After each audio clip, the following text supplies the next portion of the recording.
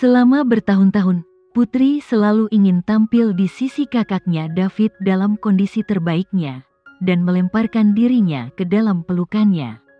Dia ingin memberitahunya bahwa dia sangat merindukannya. Safira, ada banyak orang di sini. Kalian berdua harus mengikutiku malam ini dan tidak berlarian. Rizky mengambil inisiatif untuk mengejar mereka. Dia berbicara seolah dia adalah kakak bagi mereka. Ada nada protektif dan tegas dalam nada bicaranya. Terima kasih, kakak Rizky. Safira khawatir dia tidak bisa menemukan cara untuk mendekati saudara Rizky sesuai permintaan Putri. Jadi dia lega karena dia malah mendekati mereka. Namun, dia merasa ada yang tidak beres. Kakak laki-laki yang biasanya mengabaikannya, menjadi begitu ramah padanya beberapa hari terakhir. Pertama Gavin, lalu Rizky. Apa yang sebenarnya terjadi pada mereka? Mengapa mereka memperlakukannya dengan baik? Perasaan digenggam di telapak tangan seseorang membuatnya merasa seperti akan hancur. Kakak Rizky, tunggu sebentar. Safira membawa Putri ke sudut yang kosong. Kemudian dia mengeluarkan ponselnya dan melihat dirinya melalui kamera. Putri, menurutmu aku banyak berubah 2 hari ini? Apakah aku menjadi lebih cantik atau pintar? Saat ini, Putri sedang fokus pada Rizky. Dia bahkan tidak repot-repot menatap Safira sambil menjawab, ada jerawat di sisi kanan wajahmu yang membuktikan bahwa kamu sudah benar-benar dewasa.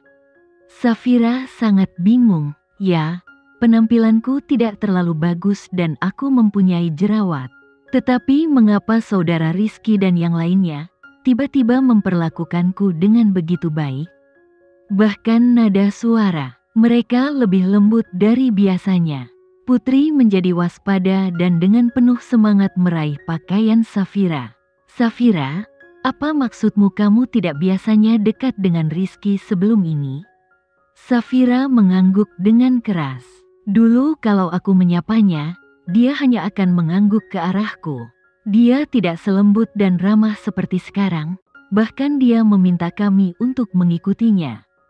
Pada titik ini, otak Safira yang kebingungan akhirnya menyadari sesuatu. Dia melebarkan matanya dan menatap Putri. Apakah karena kamu, dulu, mereka hanya akan menyapaku? Karena aku tidak memilikimu di sekitarku. Mendengar perkataan Safira, Putri diam-diam melirik ke arah Rizky. Dia juga menatapnya, dan pandangan mereka saling menatap. Rizky tidak menghindari tatapannya. Sebaliknya, dia mengangguk padanya dengan anggun dan tersenyum dengan sangat sopan. Putri mengangguk dan membalas senyumannya, tapi dibandingkan dengan senyumannya terlihat lebih bingung. Putri, aku mengerti sekarang. Safira membuka mulutnya lebar-lebar dengan ekspresi sadar. Dia tidak berusaha memperlakukan saya dengan baik. Menurutku dia ingin bersikap baik padamu. Safira, jangan bicara omong kosong. Putri mengiyakan dalam hati, tapi dia tidak ingin membawa sial apapun. Jika orang ini adalah kakaknya David, maka ini menjelaskan perilakunya yang tidak biasa hari ini. Rizky memiliki tato yang mirip dengan cetakan totemnya dan memanggilnya Putri. Ketika dia menyebutkan, beberapa tahun yang lalu, dia tiba-tiba berhenti.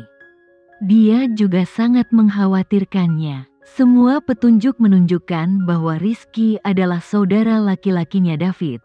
Putri bingung, tapi dia tahu dia harus tetap tenang. Dia perlu melakukannya dengan lambat, karena dia tidak dapat membuat kesalahan apapun kali ini. Rizky, kamu di sini. Pembawa acara jamuan makan hari ini, Dimas, muncul. Tentu saja, dia akan menyambut tamu-tamu penting yang dia undang dalam daftar. Ya, aku baru saja tiba.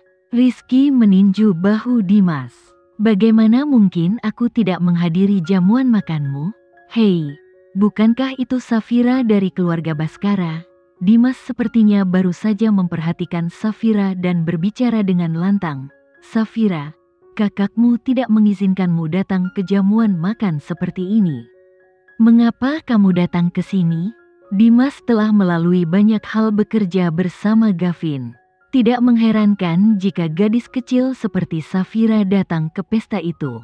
Setiap anak memiliki sifat pemberontak, dan mereka akan melakukan hal-hal yang kamu tidak ingin mereka lakukan. Ekspresi terkejutnya hanya untuk pertunjukan. Dia akan melihat apakah ikan itu akan tertangkap umpannya nanti. Safira kembali menjadi pusat perhatian. Dia mengangkat tangannya dan menggaruk kepalanya dengan polos. Paman Dimas, aku berhenti. Kamu baru saja memanggilku apa? Dimas menghentikannya. Mengapa kamu menyebut Rizky dan yang lainnya sebagai kakak? Namun kamu memanggilku paman? Aku hanya sekitar 10 tahun lebih tua dari mereka. Mengapa kamu membuatku merasa begitu tua? Bukankah sudah menjadi normal jika kamu tidak menyebut pria yang belum menikah sebagai paman? Itu membuatnya terdengar sangat tua. Dalam kehidupan ini, dia tidak akan pernah bertemu dengan orang yang ingin dia nikahi. Itu sebabnya dia ingin adik-adiknya menemaninya. Adikku juga memanggilmu dengan sebutan paman. Safira sangat jujur. Kamu akan berpikir bahwa dia hanya akan mengubah cara dia memanggil Dimas dan menjalani harinya. Dimas menggelengkan kepalanya tak berdaya padanya. Namun, dia tidak terlalu keberatan, karena masih ada hal yang lebih penting untuk dilakukan. Setelah Dimas bergabung, Putri tidak mengatakan sepatah kata pun, tapi dia banyak memikirkannya. Dalam ingatannya, dia belum pernah melihat Dimas sebelumnya. Tetapi mengapa menurutnya dia terlihat begitu familiar? Putri menatapnya dan mengamatinya dari ujung kepala sampai ujung kaki. Dia bahkan tidak peduli. Dia ingin Putri mengenalinya. Setelah sekian lama, dia akhirnya bertanya, "Nona Putri, kenapa kamu menatapku?" Putri bertanya langsung, "Tuan Dimas, apakah kita pernah bertemu di suatu tempat sebelumnya?" Tuan Dimas tersenyum dan menghela nafas. Mungkin kita pernah bertemu sebelumnya. Kita mungkin pernah bertemu bertahun-tahun yang lalu. Tapi karena itu sudah lama sekali, aku juga tidak bisa mengingatnya dengan baik. Dimas berbicara seolah dia menyangkal pertanyaannya. Tetapi bagi Putri, dia tidak menyangkalnya. Sebaliknya, dia berpikir bahwa dia memiliki makna tersirat di balik jawabannya. Kita mungkin pernah bertemu bertahun-tahun yang lalu, tapi karena itu sudah lama sekali, aku juga tidak bisa mengingatnya dengan baik. Dimas secara khusus menyiapkan kata-kata samar ini untuk Putri. Dia tidak bisa mengingatnya, tapi dia sangat mengenalnya. Selama bertahun-tahun, Tuan Presiden telah melakukan banyak upaya untuknya. Selain urusan nasional, fokus Pak Presiden yang tersisa adalah pada gadis kecil ini. Dia adalah pemimpin negara ini, namun hatinya tertuju pada gadis ini.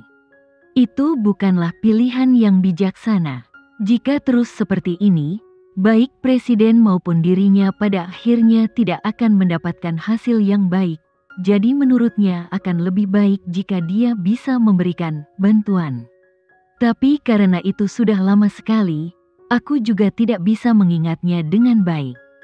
Putri mengulangi kalimat ini dalam diam. Bukankah ini cara dia mengingat kakaknya David juga? Karena sudah terlalu lama, ingatannya kabur, sehingga dia tidak bisa mengingat seperti apa rupa kakak David.